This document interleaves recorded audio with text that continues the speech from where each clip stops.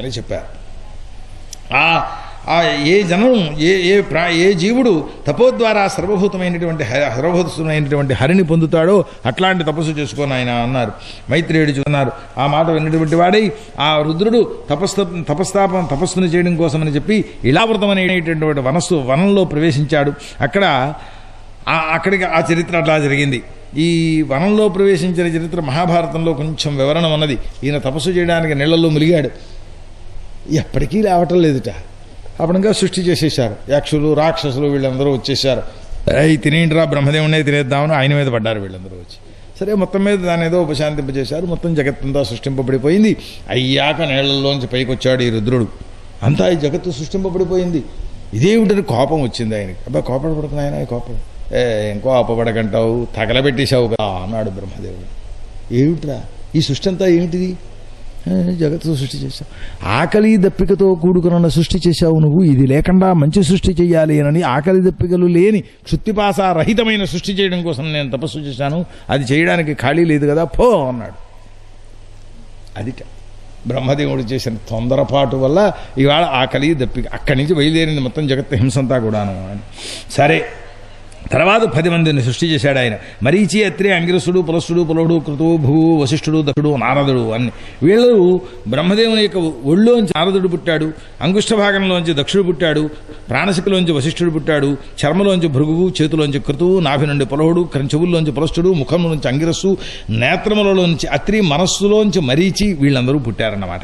దక్షిణ స్థానంలోంచి ధర్మం, వామస్థానంలోంచి అధర్మం, పృష్ఠభాగంలోంచి అధర్మం ఇవన్నీ కూడా పుట్టాయి.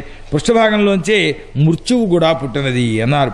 ఆ హృదయంలోంచి కామం, కనుబొమ్మల్లోంచి క్రోధం, అధరాష్ట్రంలోంచి లోభం, ముఖంలోంచి సరస్వతీదేవి, లింగంలోంచి సముద్రాలు, గుదభాగంలోంచి రాక్షసులు వీళ్ళందరూ పుట్టారు.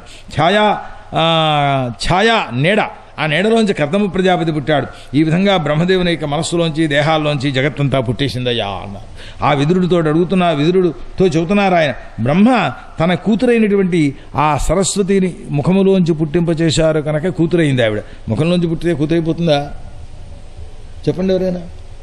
సరే కూతురైందయ్యా, ఆమెతో క్రీడించాలి అని చెప్పి కోరుకున్నాడు. ఎవరో ఇతర మతస్థులు ఇది ఒక పెద్ద గొప్పగా దోషంగా చూపించారు. దోషం ఏముందో ఇక్కడ నాకు చెప్పండి, నేను చెబుతాను. ఇక్కడ జరిగేటటువంటి చరిత్ర స్వరూపంలో పుడితే మరీచ్యాదులు ఇది అధర్మరతుడై ఉన్నాడు బ్రహ్మదేవుడు అని చెప్పి ఆలోచించినటువంటి వారలై తప్పయ్యా అని చెప్పారు. వేదశాస్త్రములు చెబుతుండేటటువంటి కూతురుతో క్రీడించడం అనేటువంటిది యుక్తం కాదు అని అన్నారు. అప్పుడు ప్రాజ్ఞాతులైనటువంటి బ్రహ్మాదులందరూ కూడా ఇలా ఎవరూ చెయ్యలేదయ్యా అన్నారు. ఓ జగద్గురు, మహాత్ములైన వాళ్ళకి దోషం లేకపోవచ్చుగాక, అని వాళ్ళు చేసినది లోకం అనుకరిస్తుంది కనుక ఇది తప్పు అన్నారు. అనేటప్పటికీ జగదుత్పత్తిని చేసే నువ్వే ధర్మమును రక్షించకపోతే ఎట్లా, నీకు నమస్కారం చేస్తున్నాం అని వాళ్ళు చెబితే సిగ్గుపడిపోయినాడు పాపం. ఎక్కడికో వేశ్య దగ్గరికి వెళ్ళడానికి పరుసులో డబ్బులు పెట్టుకుని బయలుదేరే తండ్రిని చూసి కొడుకుని ఆయన ఇదేమిటయ్యా అని అన్నాడు అనుకోండి, ఏమవుతాడు వాడు? ఆస్తి స్థితే కలిగింది ఆయనకు కూడా, కాదనొద్దు. శరీర ధారణ చేసేటప్పటికీ రాగద్వేషములు, లోభమోహములు ఇవన్నీ కలుగుతాయి. కలిగి ఏం చేశాడు ఆయన? సిగ్గుపడిపోయినటువంటి వాడై ఆ శరీరాన్ని విడిచిపెట్టేసేశాడు. ఇంకొక దేహాన్ని ధరించాడు. దేహబంధంతో ఉంటాయి తప్ప ఈ బంధుత్వాదులన్నీ కూడా దేహం మారితే బంధువులు లేవు. తల్లి ఇంకో జన్మలో గడితే పెళ్ళాం అవ్వచ్చు, పెళ్ళామే ఇంకో జన్మలో గడితే తల్లవచ్చు, తప్పేం లేదు. అది చరిత్రలు చాలా ఉన్నాయి. అట్లా దేహాన్ని విడిచిపెట్టి ఆమెను స్వీకరించాడు అని అన్నారు. కనుక ఆ బ్రహ్మదేవుడు కూతుర్ని పెళ్ళాడని చెప్పి అవమానించేటటువంటి వాళ్ళు ఈ భాగవత స్వరూపాన్నో లేదా సరస్వతి సృష్టి, సరస్వతి వివాహము వాటి స్వరూపాన్నో ఎరగని మూర్ఖులు అని చెప్పాలన్నమాట. ఏమీ ఇక్కడ అధర్మం ఏమీ జరిగిపోలేదు. భ్రాంతి అనేటువంటిది లోకంలో తెలియక తొలిసో కలుగుతూ ఉండవచ్చు. అయితే బ్రహ్మదేవుడంతటి వాడికి కూడా ఇటువంటి భ్రాంతి కలుగుతుందా? నాయనా, దేహదారులు భ్రాంతి కలిగిన వాళ్లే అవుతారు కనుక జాగ్రత్తగా ఉండండిరా అని చెప్పడం కోసం ఆ పరమాత్మ ఇట్లాంటి లీలలను చూపించాడు అని చెప్పుకుంటే అభ్యంతరం ఏమీ లేదు. దానివల్ల ఆ శరీరం ఏమైందయ్యా అని నీహార రూపం, మంచు రూపమైనటువంటి చీకటిగా ఉత్పన్నమైపోయింది అన్నారు. ఆ తర్వాత దిక్కులు స్వీకరించాయి దాన్ని, కనుకనే దిక్కులన్నీ మంచు కురుస్తూ ఉంటాయి ఎప్పుడు కూడా. ఒకసారి ధ్యానం చేస్తుంటే బ్రహ్మదేవుని యొక్క ముఖంలోంచి 4 వేదాలు ప్రాదుర్భావం చెందాయి. అక్కడే చాతుర్హోత్ర రూపమైనటువంటిది కర్మ. అంటే చాతుర్హోత్రం అని అంటే అవి మొత్తం సప్తహోత్ర మంత్రాలను 7 మంత్రాలు ఉన్నాయి. వాటితోటి యజ్ఞాలన్నీ ప్రారంభం చేయాల్సినటువంటి స్వరూపం ఒక్కొక్క మంత్రంతో. అవి చాతుర్హోత్ర స్వరూపమైనటువంటి కర్మ అని అంటే యజ్ఞస్వరూపం అన్నమాట. అదే యజ్ఞ విస్తారము అని చెప్పి వర్ణిస్తారు దాన్ని. ఆ తర్వాత ఆయుర్వేదాది ఉపవేదములు, న్యాయశాస్త్రం, ధర్మము యొక్క 4 పాదాలు, ఆశ్రమ చతుష్టయం, వర్ణ చతుష్టయం, ఇవన్నీ కూడా ఆ ధర్మస్వరూపంలోంచే పుట్టాయి అని విదురుడు చెబుతున్నారు. బ్రహ్మదేవుడు ముఖంలోంచి ఏమేమి సృష్టించాడో చెప్పవయ్యా అని. అంటే బ్రహ్మ 4 దిక్కుల యందు 4 వదనములు ఉన్నాయి కదా, వాటిలోంచి ఋగ్జుస్సామాథర్వవేదములైనటువంటి 4 శాస్త్రములను, ఆ తర్వాత యాగములను అంటే ఇజ్య అని వర్ణిస్తారు దాన్ని, ఆ తర్వాత స్తుతి అంటే సామవేదంతో గానం చేసే స్తోత్రాలు, తర్వాత ప్రాయశ్చిత్త కర్మలు, ఆయుర్వేద, ధనుర్వేద, గాంధర్వవేద, శిల్పవేదం ఈ మొదలైనటువంటి ఉపవేదాలు, వీటిని ఇతిహాస పురాణ రూపములైనటువంటి పంచమ వేదం, వీటన్నిటినీ సృష్టి చేశారు అన్ని. మొత్తం వ్యాస భగవానుడు రాసినటువంటి శ్లోకము పురాణములన్నీ కలిపితే 14 లక్షల చిల్లర వస్తాయి అని వర్ణిస్తారు. ఆయన 1,000 అధ్యాయములతో సృష్టి చేశాట బ్రహ్మదేవుడు పురాణాన్ని. వాటిని సంక్షేపించి 18 పురాణములు 18 ఉపపురాణములు భారతముగా తయారు చేసి మనకు అందించాడు వ్యాస భగవానుడు. 1,000 అధ్యాయముల గ్రంథాలని. ఎన్ని అధ్యాయాల్లో ఎన్నెన్ని శ్లోకాలు ఉన్నాయో మనకి తెలియదు. అట్లాంటి స్వరూపం సంక్షేపం అన్నమాట. ఇప్పుడు మనం చదువుకుంటుండే పురాణాలు షోడశి, ఉక్తి, చైనం, అగ్నిష్టోమం, అప్తోర్యాము, అతిరాత్రం, వాజపేయం, గోసమం ఇత్యాది ముఖములైనటువంటి యాగములన్నింటినీ కూడా తూర్పు ముఖంలోంచి సృష్టి చేశారు. విద్యాదానం, తపస్సు, సత్యం, ధర్మం ఇవి ధర్మము యొక్క పాదాలు. వాటిన్నింటినీ దాంతోపాటు 4 ఆశ్రమాలు, తర్వాత సావిత్రము మొదలైనటువంటి అధ్యయన వ్రతాలు, ప్రాజాపత్య వ్రతం, బ్రాహ్మ వ్రతం, నైష్ఠిక వ్రతం. నైష్ఠికం అంటే నైష్ఠిక బ్రహ్మచర్యం, మరణాంతం కూడా బ్రహ్మచర్యాశ్రమాన్ని పాటించడం అన్నమాట. ఇట్లాంటివన్నీ కూడా సృష్టి చేశారు. జగత్తులో 4 వర్ణముల వారికి వృత్తి ధర్మములు ఏవైతే ఉన్నాయో వాటినన్నింటినీ సృష్టి చేశారు. ఆర్థిక నీతి శాస్త్రాన్ని 1,000 అధ్యాయాలతో సృష్టి చేశారట ఆయన. దాని సంక్షేపం బృహస్పతి, శుక్రాచార్యులు వారు చేశారట. ఆ చేసినటువంటి దాన్ని చాణక్యుడు మనకి అర్థశాస్త్రం అని రాశాడు. అందులో కూడా యజ్ఞయాగాది కర్మలు చేసుకుంటూ పరిపాలన చేయవయ్యా అని రాశాడు ఆయన కూడాను. అవి మాత్రం మినహాయిస్తాం, పరిపాలకులం కావాలని కోరుకుంటూ ఉంటాం ఇవాళ రోజున. సరే, ఆ తర్వాత అయాచిత వృత్తి, శిలోంచ వృత్తులు, వీటి యొక్క వృత్తుల స్వరూపాలన్నింటినీ కూడా తయారు చేశారు అక్కడ. ఆ తర్వాత పేనపులు, నొరగ తాగి బతికేవాళ్ళు, ఔదుంబరులు అంటే పొద్దున్న లేవగానే ఏ దిక్కు కనపడుతుందో వాడు నిద్రలో దొల్లుతాడు, అటు తిరుగుతాడు, ఇటు తిరుగుతాడు, కళ్ళు తెరవగానే ఏ దిక్కు కనపడిందో ఆ దిక్కుకే వెళ్ళి వృత్తిని సంపాదించుకునేటటువంటి విశేషాలు ఉన్నాయి వ్రతములలో. అవన్నీ చాలా గొప్ప గొప్ప వ్రతాలు.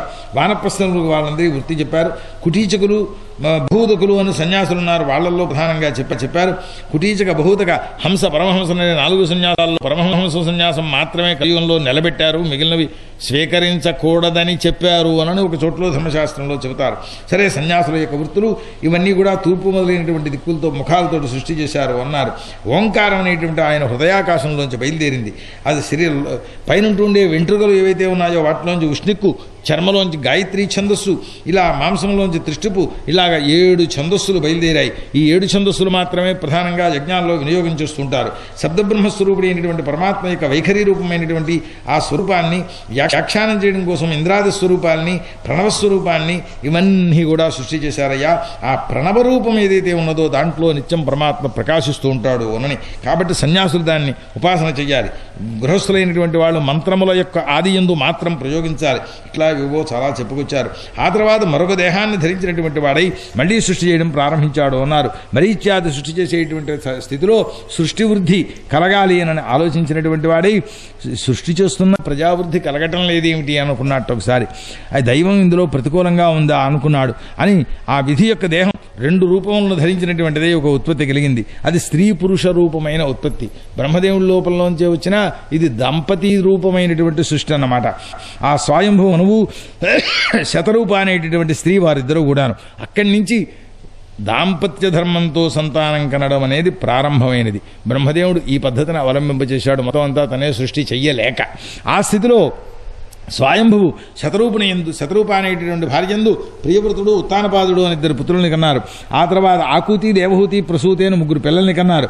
ఆకూతి అనేటటువంటి ఆమెను రుచికిచ్చారు. రుచి అంటే ప్రజాపతి. దేవహూతిని కర్దమునికి ఇచ్చారు, కర్దమ ప్రజాపతికి. ప్రసూతిని దక్ష ప్రజాపతికి ఇచ్చారు. వాళ్ళ యొక్క వంశవృద్ధితోటి జగత్తంతా నిండిపోయిందయ్యా అన్నారు. జగత్పూరితం అని వర్ణిస్తారు. ఇది శ్రీమద్భాగవతే 3వ స్కంధే 12వ అధ్యాయః. శ్రీకృష్ణార్పణమస్తు. శ్రీమద్ గురుచరణారవిందాభ్యాం నమో నమః. హరయే హరయే నమః హరయే నమః హరయే నమః శ్రీ సుఖవాచ నిశమ్యవాచం వదతో మునే పురా పుణ్యతమాం నృప భూయ ప్రచగౌరయో వాసుదేవ కథా ధృతః. శిశుకుల వారు చెబుతున్నారు, ఓ పరీక్షిత్ మహారాజా, మైత్రేయుడు ఇంకా ఏం చెప్పాడో చెబుతున్నా. విదురుడు మైత్రేయుడి మాటలు విని విదురుడు చెబుతున్నారట, మైత్రేయ స్వయంభువమునకు పత్నిని పొందాడన్నావు కదా, అంటే దంపత రూపంలో ఉత్పన్నమయ్యారు కదా, ముందు రాజుగారి చరిత్ర చెప్పండి అన్నారు. ఎందుకంటే భగవద్భక్తుల యొక్క గాథ మంచి కళ్యాణకరమై ఉంటుంది అని ఆ మాట విన్నటువంటి వాడై మైత్రేయుడు చెబుతున్నారు, విదురా భార్యతో కూడుకున్నటువంటి వాడై స్వయంభూమునకు ఉత్తుడైనటువంటి వాడై బ్రహ్మదేవునికి నమస్కారం చేసి, అయ్యా మేము చెయ్యవలసింది, నాకు తండ్రివి నువ్వు కాబట్టి నేనేం చెయ్యాలో చెప్పవలసింది, నీకు నమస్కారం చేస్తున్నాను. నాకు ఈ లోకంలో కీర్తి కావాలి, పరలోకంలో సద్గతి కావాలి, అటువంటి మార్గాలను ఉపదేశం చెయ్యి అని అడిగాడు. అంటే బ్రహ్మదేవుడు చెప్పారట, నాయనా చాలా సంతోషం, మీకు క్షేమం కలుగుగాక. మీకు ఎందువల్లంటే ఇద్దరు పుట్టారు కదా, ఆ పుట్టినటువంటి వాళ్ళిద్దరూ కోడలు కొడుకు అయ్యారు వారికి. ఆ తర్వాత తండ్రి గారి యొక్క ఆజ్ఞ పరిపాలన చేయడమే పుత్రులకు ప్రథమ పూజనం. అంటే తండ్రి గారిని పూజించడం అంటే వారు చెప్పినట్టు వినడం అనేది అదొక్కటి మినహాయింపుగా ఉంది ఇప్పుడు లోకంలో పరిస్థితి. కనుకనే వృద్ధాశ్రమాలు పెరిగిపోతున్నాయి. నువ్వు ఈ భార్యందు సంతానాన్ని పుట్టించి భూమినంతని కూడా పరిపాలన చేయబోయి యాగముల చేత విష్ణుమూర్తిని స్తోత్రం చెయ్యి, ప్రజారక్షణ చేస్తే నాకు సేవ చేసినట్లు అన్నారు వారు. అది క్షత్రియ కృత్యంగా. హరితుష్టి కంటే గొప్పదైనటువంటి పని ఏది లేదు లోకంలో, అది నిష్ఫలం కాదు అని. అంటే అప్పుడు నీ ఆజ్ఞను పరిపాలిస్తానయ్యా అని సిద్ధం పెట్టినటువంటి వాడైనా నాకు స్థానం ఏది అని అడిగాడు. అంటే ఈ భూమి అప్పటికి పుట్టలేదు, నీళ్లలో మునిగిపోయి ఉన్నది అన్నారు. దీన్ని ఉద్ధరణం చెయ్యాలి అని అంటే బ్రహ్మ ఆ జలమగ్నమైనటువంటి భూమిని చూసినటువంటి వారలై దీన్ని ఉద్ధరణం చెయ్యాలి అని ఆలోచించారు. ఏమిటి భూమి నీళ్లలో మునిగిపోయింది, దీనికోసం యత్నం చెయ్యాలి అని. నా తండ్రి అయినటువంటి హరి నారాయణుడు ఆయనే ఈ కార్యాన్ని సంపాదించాలి అని మనస్సులో భావన చేసినటువంటి వారలై ఆ భావన చేస్తూ ఉంటే ఆయన ఇక ముక్కు రంధ్రంలోంచి ఓ అంగుష్ట అగ్ర పర్వ ప్రమాణం కలిగినటువంటి ఒక వరాహ రూపం బయటికి వచ్చేసినది అన్నారు. వచ్చేసి అదేం చేసినది, ఆ వరాహ శిశువు చూస్తే ఇంతే ఉండదు, నిర్గచ్చన్ పుడుతూనే క్షణమాత్రంలో ఏనుగులాగా తయారైపోయినది బయటకు వచ్చి. మరీచ్యాది కుమారులందరూ కూడా చూస్తున్నారు, బ్రహ్మదేవుడు చూస్తున్నారు, ఏమిటిది ఆశ్చర్యము అని అనుకున్నారు. అహో దివ్య వరాహ రూపాన్ని ధరించినటువంటి వాడే నా నాసాక్షిద్రంలోంచి వచ్చాడనేది ఆశ్చర్యం. ఇది అంగుష్టమాత్రం పుట్టాడు, క్షణంలో గజమంతా అయిపోయినాడు. ఈ హరి నా యొక్క మనస్సును తెలుసుకున్నటువంటి వాడై ఆశ్చర్యాన్ని కలిగిస్తూ ఇట్లా ప్రాదుర్భావం చెందాడయ్యా అని చెప్పి ఒక కొబ్బరికాయ మాత్రం సిద్ధం చేయండి. యజ్ఞరూపమైనటువంటి వరాహం ఒక్కసారి గర్జన చేసింది వీళ్ళు ఇలా భావన చేస్తుండే సమయంలో. ఆ తర్వాత ఆ హరి బ్రహ్మను ఇతర ఋషీశ్వరులను కూడా సంతోషపరుస్తూ ఉండేటువంటిదే ఒక గర్జన చేసింది. జనస్తపస్సత్యలోకాదివాసి జనులందరూ కూడా ఆ యజ్ఞవరాహ పురుషుని యొక్క స్వరూపాన్ని చూచి ఋగ్జజుస్సామ మంత్రములతో స్తోత్రం చేయడం ప్రారంభించారు. వరాహుడు వాళ్ళకి సంతోషం కలగడం కోసమని చెప్పి మళ్ళీ ఇంకొకసారి గర్జన చేసిన వారై నీళ్లలో ప్రవేశించారు. తోక పైకెత్తేసేసి ఆకాశంలో స్కంధములు కనపడుతుండేటట్టుగా, అంటే ఈత్తు ఉంటారన్నమాట. బాగా ఈత కలిగి చేతనైనటువంటి పురుషులు ఈదేటప్పుడు కూడా ఇంతవరకు కనపడుతుంది పైభాగం. ఈత బాగా చేతనవ్వాలి, లేకపోతే ఇంతవరకే కనపడుతుంది. అది ఏదో చేతనవ్వడం యొక్క లక్షణం. ఆ సముద్రంలో ప్రవేశించారు. చేస్తే ఆ విశాలమైనటువంటి శరీరం యొక్క ఆయన యొక్క పతనం చేత, అందులో ఉరకడం చేత ఆ పడంగా ఆ ఆర్తనాదం బయలుదేరింది అన్నారు. ఆ లోపల ఉంటుండే మరి ఎక్కడి నుంచి వచ్చిందో ఆ ధ్వని తెలియదు. ఆ సముద్రుడు నన్ను రక్షించవయ్యా యజ్ఞేశ్వర అని ప్రార్థించాడు అన్నారు. వరాహుడు కూడా ఈ డెక్కలతోటి ఆ జలానదిని కూడా తిరిగేస్తుండేటువంటి వాడై ఆ రసాతలంలో పృథ్వీని చూచాడు. ఆ స్థితిలో ఉన్నప్పుడు ఎట్లా ఉన్నది, తన దంష్టతో ఎట్లా పైకి లేపిదాన్ని ఆ కోరలతోటి రసాతలం కంటే పైకి తీసుకురావాలి అని పైకి తీసుకొస్తున్నారు అన్నారు. అదే సమయంలో గదను చేతుపుచ్చుకుని హిరణ్యాక్షుడైనటువంటి వాడు చక్కా వచ్చాడు.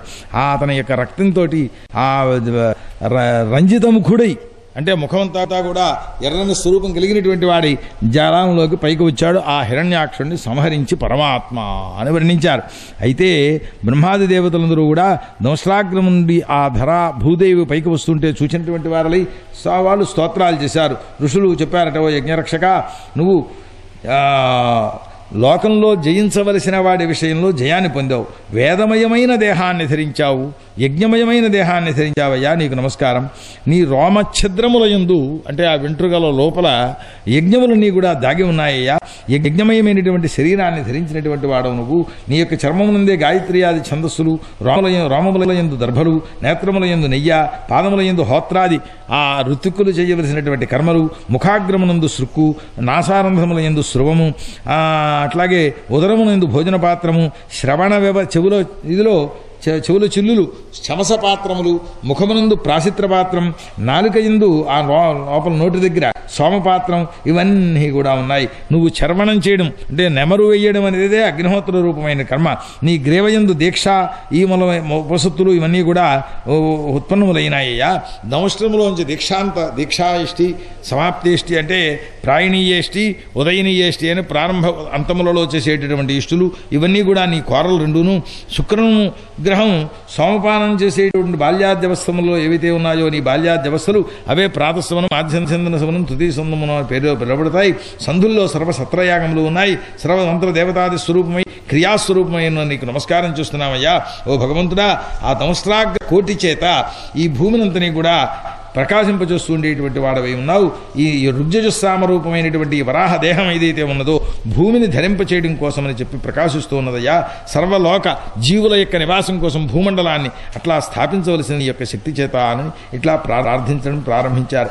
మాయాచేతనే జగత్తును, నీ మాయ చేతనే జగత్తును సృష్టి చేస్తున్నావు. నువ్వు తప్ప భూమిని పైకి ఉద్ధరించగలిగిన వారు ఎవరున్నారు కనుక నీవు అంతటి శక్తిమంతుడు కనుక ఇది ఆశ్చర్యపోవలసినటువంటి విషయమేం లేదు.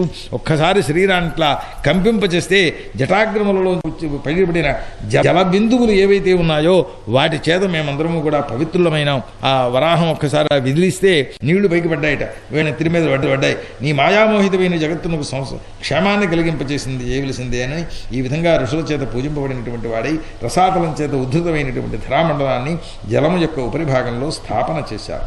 నిజశక్తి చేత దాన్ని స్థిరమునుగా ఉండేటట్లుగా చేశారు. ఈ భగవత్కథను ఎవరైతే వింటారో వినిపిస్తారో వారి యందు హరి చాలా శీఘ్రంగా సంతోషాన్ని చెందుతాడు అన్నారు. సాక్షాత్ యజ్ఞపురుషుని యొక్క స్వరూపం అవతరించింది కనుక ఆ ప్రసన్నుడైనటువంటి భగవంతుడు దుర్లభమైనటువంటి తన లోకాన్ని కూడా భక్తులకు ఇస్తాడు. సంసార బంధన నాశకమైన హరికథామృత పానం ఇది. పశువు అయినటువంటి వాడైతేనే దాన్ని తాగడు అన్నారు, మనుష్యుడైతే దాన్ని స్వీకరిస్తూనే ఉంటాడు అని. ఇది శ్రీమద్భాగవతే తృతీయ స్కందే త్రయోదశోధ్యాయ. శ్రీకృష్ణార్పణమస్తు. గురుచరణారవిందాభ్యాం నమో నమః. హరయే నమః. హరయే నమః. హరయే నమః. విదురోవాచ తేన యవతు మునిశ్రేష్ఠ హరిణా యజ్ఞమూర్తిన ఆదిదైత్యో హిరణ్యాక్షో హతైత్యనుశుశ్రుమ. విదురుడు చూస్తాను అప్పుడే అసలు కథంతా ముందే ఉందయ్యా, కంగారు పడకండి. మీకు ఏమైనా విశ్రాంతి కావాలంటే 10 నిమిషాలు ఇస్తాను, అంతే తప్పిస్తే ఇంకా 6 సర్గలు ఉన్నాయి. 1 గంట సేపట్లో పూర్తవుతాయి.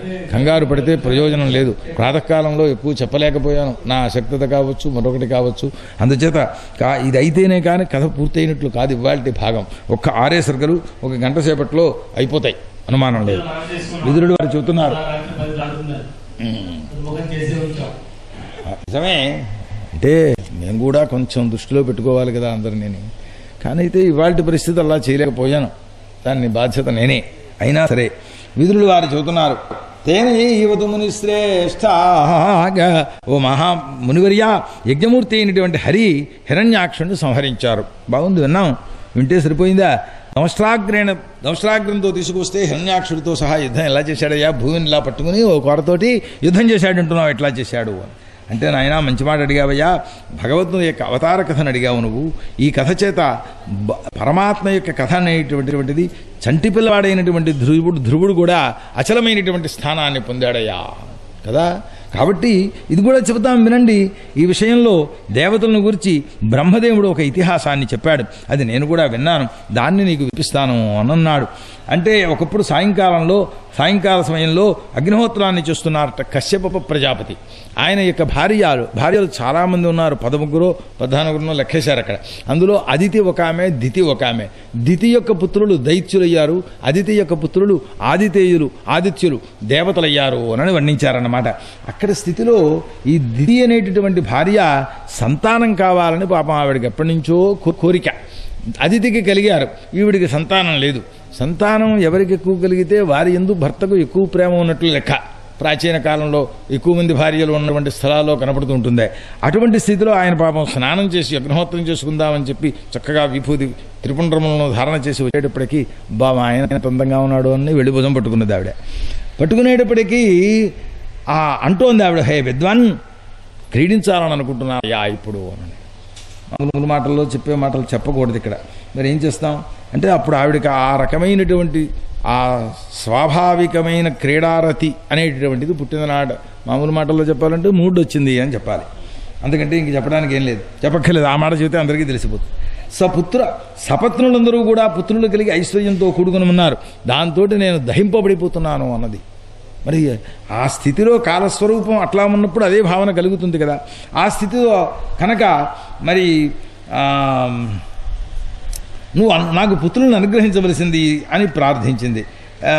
ఎవరికి నీ వంటి భర్త కలిగిన తరువాత కూడా స్త్రీలకు మరి కీర్తి కలగాలి అంటే పుత్రాదుల వల్లనే కలగాలి కనుక వారి కోరికలు నెరవేరకపోతే వీలు లేదు కనుక అని చెప్పి, పైగా మా దక్ష ప్రజాపతి మమ్మల్ని నీకు పృథక్ అందరినీ విడివిడిగా అట్టిగా ఆయన పాపం ఈ 13 పిల్లల్ని కూడా 13 గదుల్లో అట్టే పెట్టేసి, అమ్మాయి ఎవరిని పెళ్లి చేసుకుంటావే, కశ్యపుణ్ణి, ఇంకో అమ్మాయి దగ్గరికి వెళ్ళని పెళ్లి కశ్యపుణ్ణి అని చెప్పారట వాళ్ళందరూ కూడా. అంతేకాని ఒకచోట కూర్చోబెట్టి అడగలేదుట. అప్పుడు 13 కూడా ఇచ్చారు. ఎవరిని భర్తగా కోరుతున్నారు అని అడిగినప్పుడు మేము చెప్పాం ఆ విధంగా. కనుక మరి కామమోహితురాలనైనటువంటి నన్ను ఆ ఆనందాన్ని కలిగింపజేసి పుత్రోత్పత్తిని కలిగింపజేయవలసింది, అభిలాషాపూర్ణం చేయవలసింది అని అంటే ఆయన అన్నాడు, చాలా మంచిదే, ధర్మార్థ కామములను పూర్తిగా సిద్ధింపచేసేటటువంటిది పుత్రుల వల్లనే కలుగుతుంది, దాంపత్య స్వరూపం అనేటటువంటి దానికి ప్రయోజనం అదే. అయితే అన్నాది ఆ బ్రహ్మచర్యాది కృత్యములను కుర్రవాళ్ళు చేసినప్పుడు, తర్వాత ఇతరులమైనటువంటి ఆశ్రమాదులు వారిని రక్షించవలసి వచ్చినప్పుడు గృహస్థాశ్రమం అనేటటువంటిది ప్రధానం. ఆ గృహస్థాశ్రమంలో కూడా వివాహం అనేటటువంటిది సంతానోత్పత్తి, ధర్మక్రియాచరణము, ఈ రెండే ప్రధానంగా కలిగినటువంటిది. కనుకనే ధర్మ ప్రజా సంపత్త్యర్థం స్త్రీయమద్వహే, ధర్మ సంపత్త్యర్థం ప్రజా సంపత్త్యర్థం, రెండే ప్రయోజనాలు అని వర్ణిస్తారు వారు. బాగానే ఉన్నది. ఓ మాన్ని విజ్ఞులైనటువంటి పురుషులు స్త్రీలను తమ యొక్క శరీరంలో ఒక భాగంగా చెబుతారు అనని, అర్ధోవా ఏష ఆత్మనః యత్పత్ని అని ఉన్నది వేదంలో. అయితే అర్ధ అనేటువంటి పుల్లింగ శబ్దం చేత సగము భాగము భార్య అని చెప్పడానికి మాత్రం అవకాశం లేదు. ఇతనిలో ఒక భాగం, రెండు కాదవి. స్త్రీ పురుష స్వరూపం భార్యాభర్తలోనంటే ఒకటే. అయితే సగము అని సరిగ్గా 50% ఆఫ్ ది బాడీ అని చెప్పేసి చూపించడానికి తగినటువంటిది కాదు అది. కనుక ఇతడిలో ఒక భాగం, ఇద్దరూ కలిసి ఒక కర్త అవుతారు. ధర్మశాస్త్రం చెప్పేటటువంటి మాట. ఎవరికి వారికి కర్తృత్వం లేదు వేరుగా. ఈయన గారు సంకల్పం చేస్తే సంధ్యావందనం చేసుకున్నా ధర్మపత్ని సమేతశ్చ అని చెప్పుకుని తీరాలి. వివాహం అయిన తర్వాత ఆమె కూడా ఏ పూజ చేసినా భర్త అనుమతా సతీ అని చెప్పుకుంటూ ఉండాలి. భర్తృనుమతాయాహ అని. ఆయన అంగీకరించకపోతే ఏకాదశి ఉపవాసం ఉన్నందువల్ల పాపం వస్తుంది ఆడవారికి అని చెప్పారు శాస్త్రం. అబ్బా అలా చెబుతారు ఏమిటండి, మేము పూజ చేసుకోవద్దు. మీరు పూజ చేయక్కర్లేదు. ఆ భర్తను చక్కగా భోజనం పెట్టి సంతుష్టపరిచి ఆయన యొక్క సేవను చేస్తే ఇందాక చెప్పినటువంటి పరమాత్మ సంతోషిస్తాడు అనేది. ఒక్క భర్తృ సేవనం వల్లే వాళ్ళకి కలుగుతుంది. కనుకనే శ్రీశుకుడంతటి వాడు స్త్రియో ధన్యాహ అన్నారు. కలిర్ధన్య ఆయన చెప్పినటువంటి మాటలు ఇవి. కలిపురుషుడు చాలా గొప్పవాడయ్యా అని. ఎందుకంటే ఇందాక చెప్పుకున్నాం కదా, ఆ పరీక్షిత్తు చంపకపోవడానికి కారణాన్ని చెప్పుకున్నాం. అట్లాగే స్త్రీలు ధన్యులు. ఎందువల్ల కేవలం ఏకపురుష సేవయా, ఆ పురుషుణ్ణి సేవిస్తారు. ఆ పురుషుడు ఎవరు అంటే మగవాడు ఈ మనిషి అని కాదుట, పరమాత్మ అనే భావనతోటి పూజ చెయ్యండి అన్నారు. వారికి కాఫీ ఇచ్చినా మంచినీళ్ళు ఇచ్చినా ఆ భావనతోటి ఇవ్వండి, మీకు పరమాత్మ సేవింపబడినట్లే అని చెప్పారు. ఇది వాస్తవం, సంతోషం. కనుక అందరూ గృహస్థాశ్రమం అన్ని సేవల్ని చేసేటువంటిది కనుక. అయితే నిన్ను అనుసరించడానికి మరి గృహేశ్వరి అని సంబోధిస్తాడు ఆయన. మా ఇంటికి యజమానురాలా అని సంబోధించాడు. వశే అంటే అర్థం అదే. వశే అంటే కోపాలు వస్తున్నాయి అందరికీ కూడాను. వశ అనే శబ్దానికి స్వామిని అనే అర్థం. ఓ గృహస్వామిని, మరి ఇంతకంటే గౌరవమైన పదం ఏమైనా ఉందండి? గృహేశ్వరి. వశే అంటే కోపం వచ్చి చిపురు కట్టి తిరిగేస్తున్నారు, ఇప్పుడు అలా పిలుస్తావా అని చెప్పేసేసి. అది తప్పు మాట కాదు. ఆ వశే అనే సంస్కృత శబ్దం వశేగా మారింది తెలుగులో వచ్చేటప్పటికి. సరే, గృహకార్యాన్నంతని కూడా పూర్తి చేస్తున్నావు నువ్వు, చాలా సంతోషం. అయినప్పటికీ ఇక నీకు పుత్రాభిలాష ఉన్నది అని శీఘ్రంగా కలుగుతుంది, అభ్యంతరమే లేదు. ఒక్క గంట సేపు, ఒక్క 2 గంటల సేపు ప్రతీక్ష చెయ్యి అన్నారు. సంధ్యాకాలం సంధ్యావందనం చేసుకోవాలి, అగ్నిహోత్రోపాసన చేయాలి. ఆ తదనంతరం ఏమీ అభ్యంతరం లేదు అన్నాడు ఆయన పాపం. ఎందుకంటే ఘోరమైన సంధ్యాకాలము అని చెప్పి. ఇప్పుడు రుద్రానుచరులందరూ కూడా సంచరిస్తుంటారు. శివుడు భూతగణాలతోటి కూడుకున్నవాడే ఆకాశంలో సంచరిస్తూ ఉంటాడు అని చెప్పి. నీకు మరిదే అవుతాడు ఆయన కూడాను. ఎందుకంటే ఆ సతీదేవిని ఇచ్చి ఆయనకి కదా వివాహం చేశారు, ఈవిడ చెల్లిలే ఆవిడ కూడాను అని చెప్పితే ఆవిడ సర్వేశ్వరుడైనప్పటికీ కూడా ఈ సమయంలో అతడు పిశాచములాగా సంచరిస్తూ ఉంటాడు ఆకాశంలో. కాబట్టి ఇప్పుడు కొంచెం విచారణ చేసేవలసినటువంటి సమయము అని చెప్పారు. చూస్తే ఆవిడ యోగం కూడా కొంత అట్లా ఉంటుంది. మనం అంతకంటే వేరే కారణం ఏమీ చెప్పనక్కర్లేదు. అక్కడ ఏమంటారు వారు, మన్మథోన్మథితేంద్రియ. ఆ మన్మథుని చేత ఇంద్రియములన్నీ కూడా మథితములైపోయినాయిట ఆవిడికి. అయిపోయి జగ్రాహవాస వృషలీవా. ఎంత నీచమైన పదం చెప్పారో అక్కడ. వేశ్యలాగా పట్టుకున్నది, ఆయన వదిలిపెట్టలేదు అని అన్నారు. అయ్యేటప్పటికీ ఆ కశ్యపుడు నిషిద్ధమైనటువంటి కర్మయందు ఆమె యొక్క దురాగ్రహాన్ని చూచినటువంటి వారలై సరే అన్నారు. అదేమిటంటే ఆయన అలా అనడం తప్పు కాదా? తప్పు కాదు. స్త్రీలకు ఒక వరం ఉన్నది శాస్త్రదృష్ట్యా చెప్పవలసి వచ్చినప్పుడు. ఆ వస్త్రహత్యను తీసుకొచ్చి పంచి ఇచ్చేటప్పుడు వీళ్ళకు కూడా ఒక భాగం పారేస్తే వాళ్ళు వరం కోరుకున్నారు, మేము ఏకాదశి నాడైనా భర్తను కోరితే వారు కాదనకూడదు, ఉపవాసం అన్నా నా నానకూడదుట. ఆమె కోరినందువల్ల అతడికి ఉపవాస వ్రతభంగము కూడా కాదుట. వాళ్ళకు స్త్రీణాం వరమనుస్మరన్ అక్కడ ఉంటుండేటటువంటి వాక్యం. ఆ కారణం చేత అందుకే పాపం వాళ్ళు నెలకి 3 రోజులు దూరంగా కూర్చోవడం అనేటటువంటి దోషాన్ని అంగీకరించారు వేదంలో ఉన్న కథ. కనుక ఇప్పుడు వెంటనే సరే ఆమె యొక్క కోరికను నెరవేర్చినటువంటి వాడి స్నానం చేసి మళ్ళీ ప్రాణాయామాదులు చేసుకుని గాయత్రీ జపం చేసుకుని ఆ తర్వాత ఆ అగ్నిహోత్ర కార్యాదుల్లో విడిపోయాను. ఈ కార్యక్రమం పూర్తయిపోయిన తరువాత ఆమెకు సిగ్గు కలిగింది. అయ్యయ్యో నేనేమిటి ఇట్లాంటి అధర్మ కార్యాన్ని ప్రేరణ చేశాను. ఆమె కూడా సామాన్య స్త్రీ కాదు కదా. ఆ బ్రహ్మర్షే నేను అపరాధం చేశానయ్యా.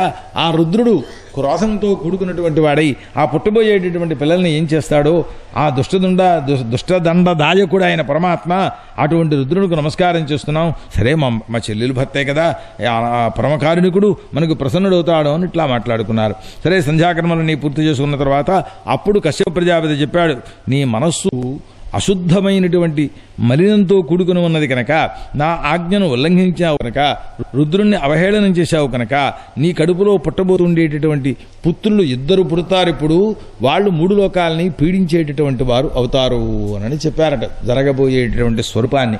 ఆ తర్వాత నీచులైనటువంటి పుత్రులు కలుగుతారు అని. ఆ పుత్రులు 2 వల్ల ఎంతమంది చచ్చిపోతారో సజ్జనులైనటువంటి వాళ్ళు.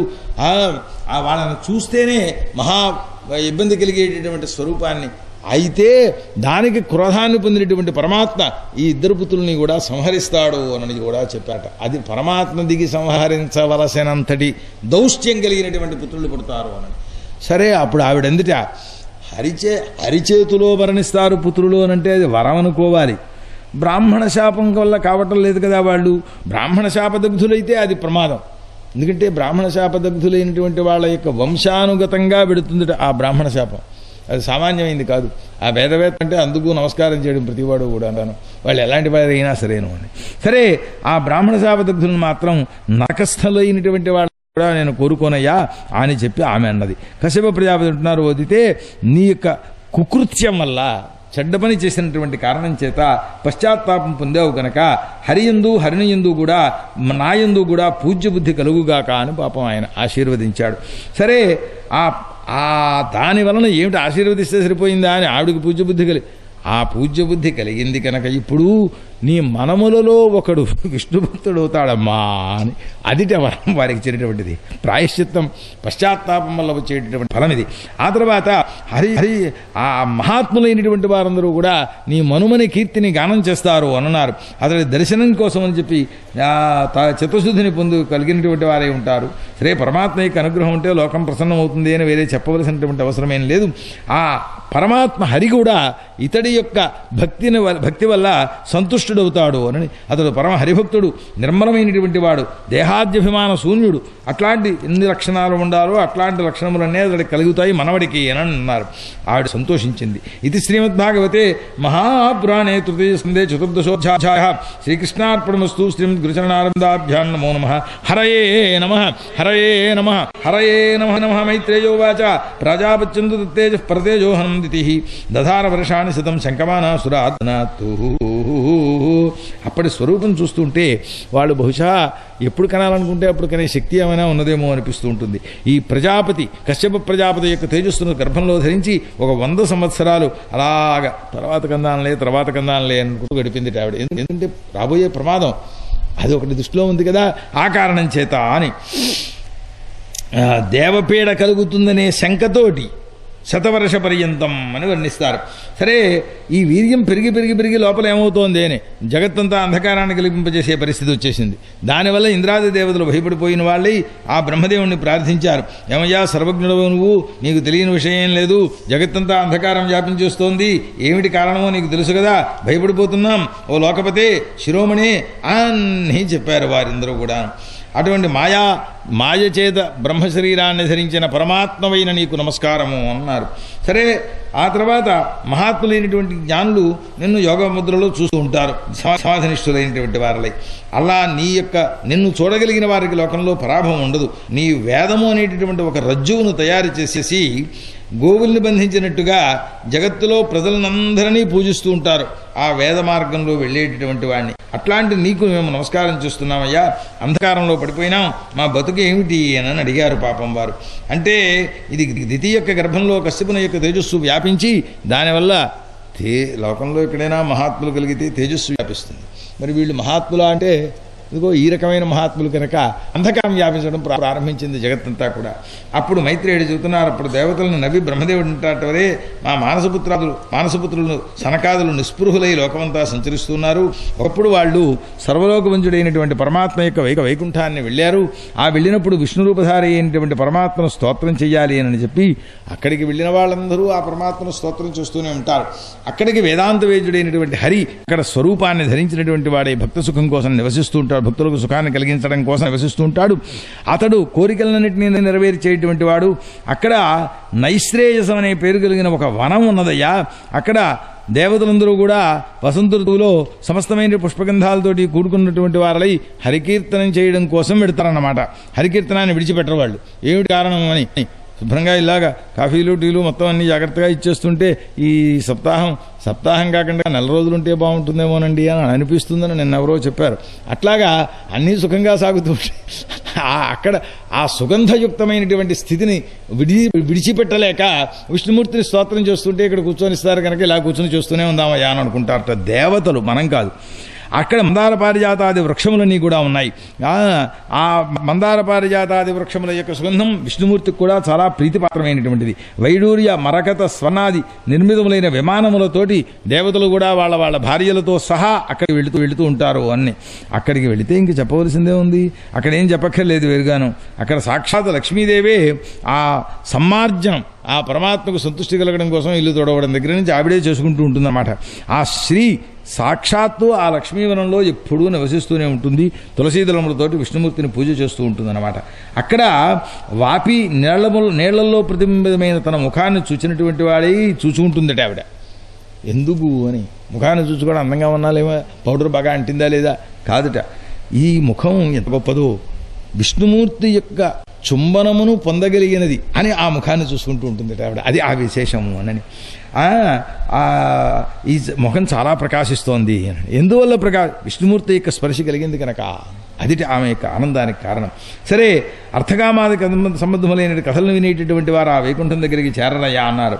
ఓ దేవతలారా, తత్వజ్ఞాన ప్రాప్తి యోగ్యమైనటువంటి తత్వజ్ఞానాన్ని పొందగలిగిన మనుష్యత్వం వచ్చిన తర్వాత కూడా హరిని ఆరాధించనటువంటి వారు ఎవరైతే ఉన్నారో వాళ్ళు మాయామోహితులు అని. మాయామోహం కలిగినప్పుడే అట్లాంటి భావనలు, ఇటువంటి భావనలు మనస్సులో ప్రవేశించడానికి అవకాశం కలగదన్నమాట. సరే, ఆ వైకుంఠంలో సనకాదులు వెళ్ళేటప్పటికి దేవతలందరూ సంతోషించారు, అంతా బాగానే ఉన్నది. 6 ద్వారాలు గడిచి లోపలికి వెళ్ళారట మీరు. వాళ్ళు ఎప్పుడు వెళ్ళినా ఎక్కడికి వెళ్ళినా అడ్డు పెట్టేవారు ఎవరు ఉండరు. కృష్ణ పరమాత్మ యొక్క రాజ్యంలో కూడా ఆయన ఇదిలో కూడా ద్వారకానగరంలో మహాత్ములు ఎవరో ఋషీశ్వరులు వచ్చారయ్యా అంటే అడ్డుకునే ద్వారపాలకులు ఎవరూ లేరు. అది సంస్కంధంలో వస్తుంది ఆ చరిత్ర. అట్లా 7వ ద్వారం దగ్గరికి వెళ్ళేటప్పటికీ గదాపాణులైనటువంటి వారలై వనమాలు చేసి సాక్షాత్ విష్ణుమూర్తిలాగా ఉన్నారు వాళ్ళు.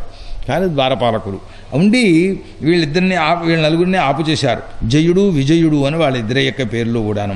అంతవరకు ప్రవేశించేశారు వీళ్ళు. ఎప్పుడైతే వీళ్ళు ఆపేశారో, వీళ్ళు వయస్సు చేత చెప్పాలేనంటే వయోవృద్ధులు, అంటే అందరికంటే ముందు పుట్టిన వాళ్ళని చెప్పుకున్నాం ఇదివరకే. అట్లాంటి వాళ్ళు వస్తుతः రూపం చూస్తే పంచవార్షికాహ 5 సంవత్సరాల వయసు కలిగిన కుర్రాళ్ళలాగే ఉంటారు. ఈ కుర్రాళ్ళను లోపలికి పంపించడం ఏమిటిన వాళ్ళకి అడ్డుపెట్టారు, బెత్తం అడ్డుపెట్టారట పాపం వాళ్ళు. ఎప్పుడైతే అడ్డుపెట్టారో విష్ణుమూర్తిని దర్శించాలనే ఇచ్చ మధ్యలో పడిపోయింది, ఆగిపోయింది. దాంతో కోపం వచ్చింది వీరికి. రే సమదర్శులై ఉండవలసిన వారు ఇక్కడ ఉంటారు అందరూ కూడా. సమదర్శి అనంటే పరమాత్మను మాత్రమే దర్శించగలిగిన వారు అని అర్థం. విద్వాంస సమదర్శన అన్నప్పుడు పరబ్రహ్మ చూస్తారు అని. అందరినీ సమానంగా చూస్తారని కాదు, అందరూ సమానంగా చూస్తే మీరు అక్కడికెందుకు, నేను ఇక్కడెందుకు, వాళ్ళు అక్కడెందుకు కూర్చో. ఆ సమత్వం అనేటటువంటిది వ్యావహారిక దృష్టి కాదు, పరమాత్మ దృష్టితో చూడాలి అని. అట్లాంటి స్థితిలో మీరిద్దరూ ఇట్లా విషమ స్వభావం కలిగిన వారలై మేము పరమాత్మను చూడడం కోసం పెడుతుంటే అడ్డు పెడుతున్నారేట్రా మీరు భేదబుద్ధి కలిగినటువంటి వాళ్ళై కపటయుక్తమైన హృదయంతో కూడుకున్నారు కనుక మీరు ఇక్కడ ఉండడానికి తగినటువంటి వారు కాదు. కనుక భూలోకంలో మృత్యు ఉంటుంది కదా, అక్కడికి వెళ్ళండి మీరు అని బ్రహ్మశాపంతో శపించారు. వాళ్ళు కాళ్ళ మీద పడిపోయినారు పాపం. ఏ మునీంద్రులారా, మేము ఏదో తప్పు చేశాం, మరి ఉచితమైన కృత్యం కాదు, కింద పడిపోతున్నాం అంటున్నారు. కింద పడిపోయినా మాకు విష్ణుమూర్తి యొక్క స్మరణం పోకుండా ఉండేటట్టుగా అనుగ్రహించవలసింది అని వారు చెప్పారు. ఈ విధంగా సనకాదుల విషయంలో వీళ్ళు అపరాధం చేశారు, ఏదో కింద మీద పడుతున్నారనేటువంటి విషయాన్ని చూచినటువంటి వారలై మహావేగంతో లోపల నుంచి లక్ష్మీదేవితో సహా విష్ణుమూర్తి అక్కడికి చక్కా వచ్చారట. వచ్చేటప్పటికీ ఈ సనకాదులు పార్షదులు వాళ్ళని లోపలికి తీసుకొస్తున్నారు. ఛత్రచామరాదిగాది పూజ్యములు ఇవన్నీ కూడా చూపించారు. హరిని వారి దగ్గరికి వచ్చారు, చూచారు. ఎట్లా ఉన్నాడు హరి అప్పుడు అనంటేట, అందరికీ ప్రసాదమునే చేకూర్చడం కోసం సుముఖుడై ఉన్నాడు ఆయన అని మంచి ముఖంతో ఉన్నాడు. స్నేహవీక్షణాలతో కూడుకుని ఉన్నాడు. శ్రీవత్స, పీతాంబర, కాంచి, వనమాల ఇత్యాది శోభలన్నీ కూడా ఆయన ఉన్నాయి. గరుడు కూడా వచ్చాడు. ఆయన భుజం మీద ఓ చెయ్యి వేశారట. సరదాగా చూడండి, ఏమిటో మాట్లాడుతున్నాం ఇట్లా కూర్చుంటాం చూసారా, అలా ఆయన భుజం మీద చెయ్యి వేసినటువంటి వాడే ఉన్నాడు. వీరందరూ నమస్కారాలు చేశారు. పాపం ఈ హరి పాదముల యందు అర్పింపబడిన తులసీ గంధాన్ని ధరించినటువంటి వాయువు ఈ సనకాదులకు మహానందాన్ని కలిగింపచేశారు. ఆ సమయంలోనూ ఉన్నారు. సరే, హరి యొక్క స్వరూపాన్ని చూచారు. ఓ అనంత, నాభిపద్మములోంచి మా తండ్రి గారైన బ్రహ్మదేవుడు ప్రాదుర్భావం చెందాడయ్యా. ఆయన నిన్ను గురించి వర్ణించాడు, చెవుల ద్వారా విన్నాం, నేత్రుల ద్వారా చూచాం, సాక్షాత్కరించావయ్యా. హే భగవన్, మాకు నీ భృత్యులకు శాపాన్ని ఇచ్చేటటువంటి పాపాన్ని ఎందుకు కలిగింపచేశావయ్యా? నరక ప్రాప్తి వస్తుంది దానివల్ల అని అడిగారట వారు. సరే, నీ యశకీర్తన శ్రవణాదులు ఎప్పుడూ కావాలి మాకునని ఆ సుందర రూపాన్ని ధ్యానం చేస్తూ నమస్కారం చేస్తున్నాము అని అన్నారు. ఇది శ్రీమద్భాగవతే తృతీయ స్కందే పంచదశోధ్యాయ. శ్రీకృష్ణార్పణమస్తు. శ్రీమద్ గురుచరణారవిందాభ్యాం నమో నమః. హరయే నమః.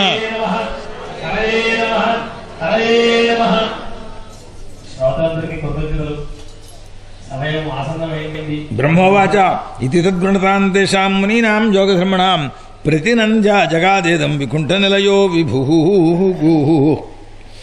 ఆ బ్రహ్మదేవుడు చూస్తున్నారు ఈ కథని.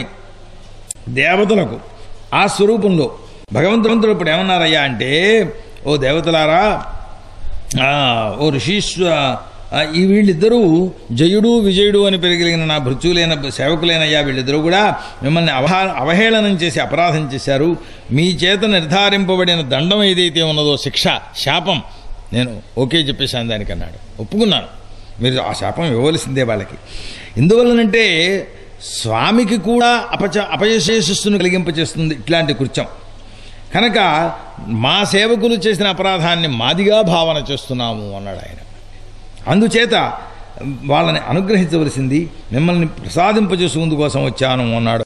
ఎవరు వీళ్ళు? మనవలు, అయితే జ్ఞానులు కాబట్టి వాళ్ళని అపరాధం క్షమస్వ అని ప్రార్థిస్తున్నట్టుగా ప్రార్థిస్తున్నాడు ఆయన పరమాత్మ.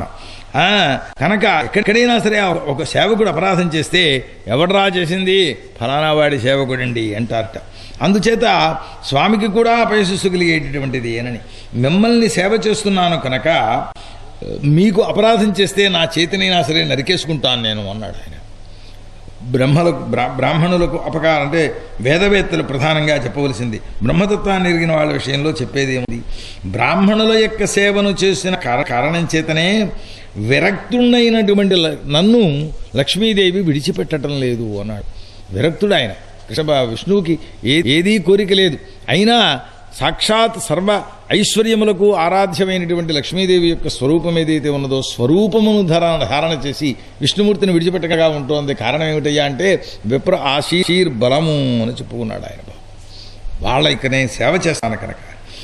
అందుచేత బ్రాహ్మణులకు సుందరమైనటువంటి రుచికరమైన భోజనాదులు పెడితే సంతృష్టి చెందినట్టుగా యజ్ఞంలో ఎన్ని హోమాలు చేసినప్పటికీ కూడా సంతృష్టి చెందను ఉంటాడు. ఏ కర్మ చేసినా చివరిని బ్రాహ్మణ భోజనం అంటే ఇందుకోసం ఆ పాదోదకముల చేత లోకం పవిత్రమవుతుంది. నేను వాళ్ళ పాదధూలని శిరసా వహిస్తున్నాను. బ్రాహ్మణులకు అపరాధం చేసినటువంటి వాడిని నేను ఎవరినీ క్షమించనయ్యా అన్నాడు.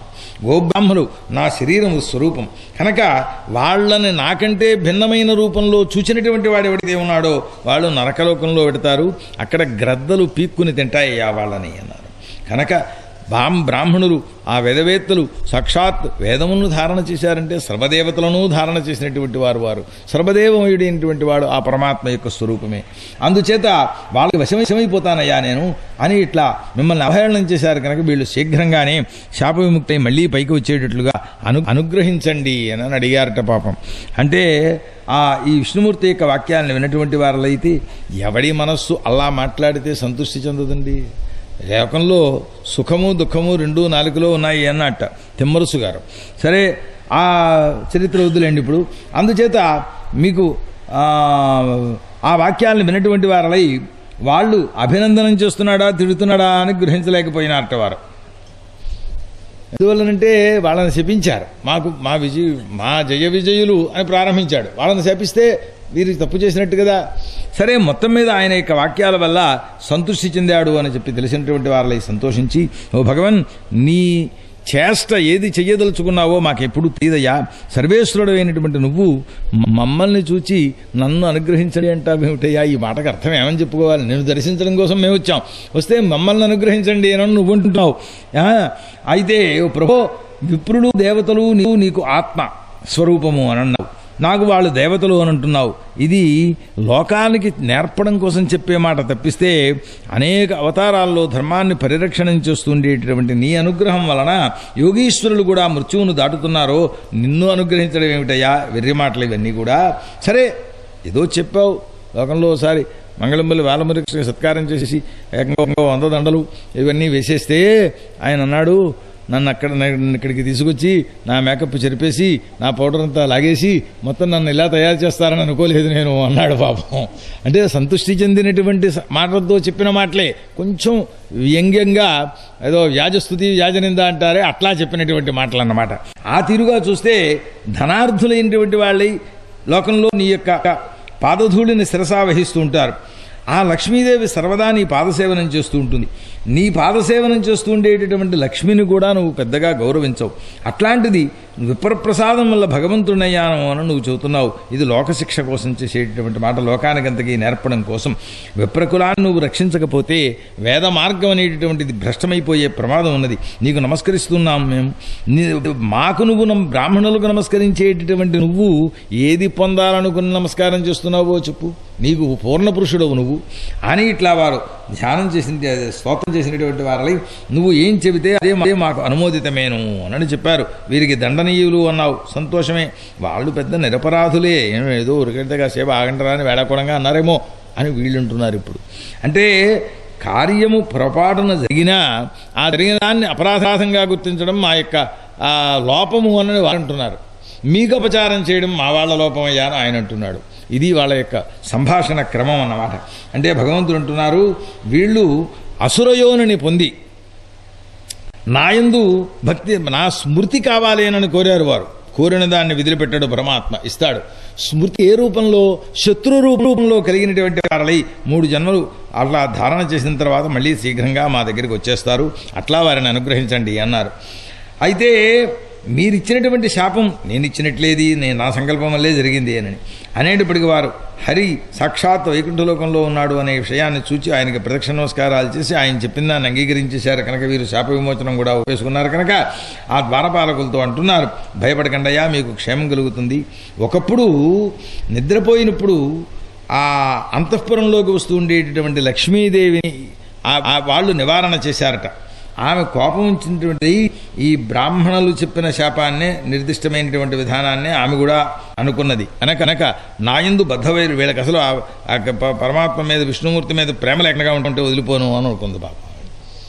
ఆవిడ కోపం వచ్చింది. భర్త దగ్గరికి పెడుతుంటే వీళ్ళడ్డం ఏమిటంటే మా ద్వారపాలకత్వం మాది అని వాళ్ళు అంటారు. ఎంతటి ద్వారపాలకత్వమైనా కొన్ని చోట్లలో ఎగ్జంప్షన్ తప్పదు.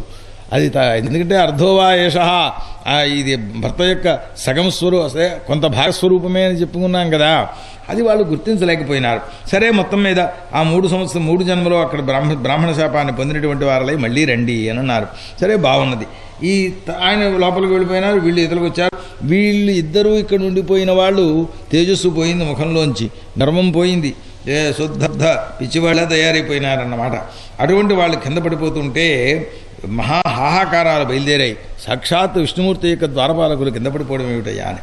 వాళ్ళిద్దరూ ఈ దితి యొక్క ఉదరంలో ప్రవేశించారన్నమాట. ఇప్పుడు ఆ సాయంకాల సమయంలో వారు క్రీడ చేసినటువంటి కారణం చేత అని అయితే కాబట్టి ఆలోచించవలసిన పనేం లేదు ఇక్కడ అని చెప్పి వాళ్ళ తేజస్సు చేత ఈ భూమండలం అంతా అంధకార స్వరూపాన్ని పొందింది. తేజస్సు చేత అంధకారమైంది. నిజమే, మరి విష్ణుద్వేషం కదా అక్కడ ఉంటున్నది. ఇది శ్రీమద్భాగవతే తృతీయ స్కంధే షోడశోధ్యాయ. శ్రీకృష్ణార్పణమస్తు. శ్రీమద్గురుచరణారవిందాభ్యాం నమో నమః. హరయే నమః. హరయే నమః. హరయే నమః. మైత్రేయువాచ నిశమ్య ఆత్మభవాగీతం కారణం సంగయోజితాః తతస్సర్వే వివర్తంత త్రిదివాయది బహుకసహాగా. బ్రహ్మదేవుడు కారణం చెప్పారు చీకటి రావడానికి. వీడు జాగ్రత్తగా ఇంటికి వెళ్ళిపోయినారు. ఈ దితి భర్త యొక్క ఆదేశాన్ని పురస్కరించుకున్నటువంటిది.